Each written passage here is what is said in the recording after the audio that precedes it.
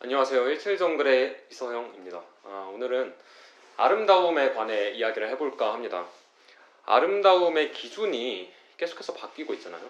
사실 옛날에 그리스 시대에서는 완벽한 황금비와 몸매를 갖춘 족각상들을 미의 기준으로 생각하고 그것을 가장 아름다운 것으로 생각을 하면서 그러한 작품들만 계속 만들었는데, 요즘 들어 현대미술을 보면은 굉장히 옛날의 아름다움에는 부합하지 않는 특별한 시도들이나 아니면은 오히려 굉장히 추한 것을 드러냄으로써 거기에서 아름다움을 찾는 그러한 시도들이 많이 일어나고 있어요.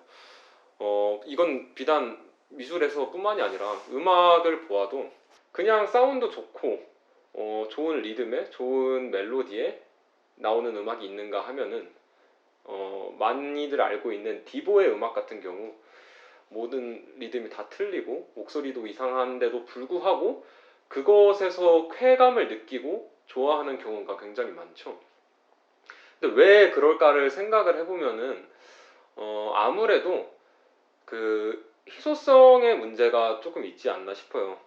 아름다움은 결국 어떤 획일화된 기준이 있고 그쪽으로 나아가려고 하는 사람들이 굉장히 많기 때문에 처음에는 그 아름다움을 쫓아가는 사람들이 굉장히 많지만은 도달하기 힘든 아름다움인 만큼 그 희소성이 컸겠죠. 그런데 기술이 발전하고 그 분야의 사람들이 많이 성장을 하면서 그 아름다움에 도달한 사람들이 많아졌을 때 이제 더 이상 그 아름다움은 예전만큼의 가치는 바라지 못하고 있는 거죠.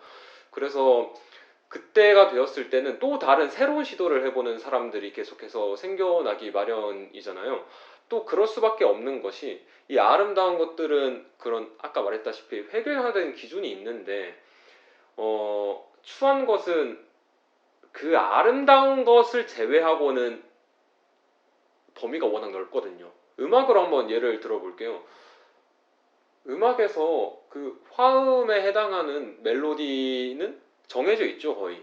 코드 진행도 정해져 있고. 그런데 거기에 맞지 않는 음과 맞지 않는 코드, 거기에 맞지 않는 박자, 맞지 않는 소리들은 무수하게 많습니다. 맞는 것 빼고는 다 맞지 않는 것들이니까. 추한 것에는 종류가 끝도 없어요. 아름다운 거는 어느 정도 종류가 정해져 있죠. 추함에는 다양성이 있는 거예요. 그래서 계속해서 새로운 것들이 나올 수 있는 거고, 사람들은 그런 것들을 시도하면서 거기서 새로운 아름다움의 기준을 찾게 되는 것 같기도 합니다. 아무래도 이 아름다움이란 게 아름다움과 추함을 그냥 반대선상에 있다고 일반적으로는 그게 얘기하기 편하겠지만 정확히 그렇지는 또 않은 것 같아요.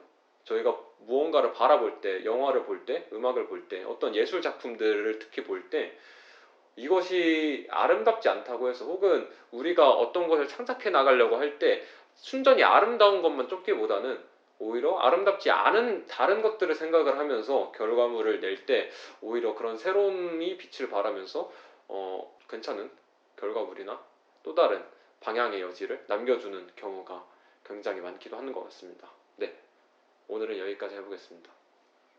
내일 뵐게요. 안녕.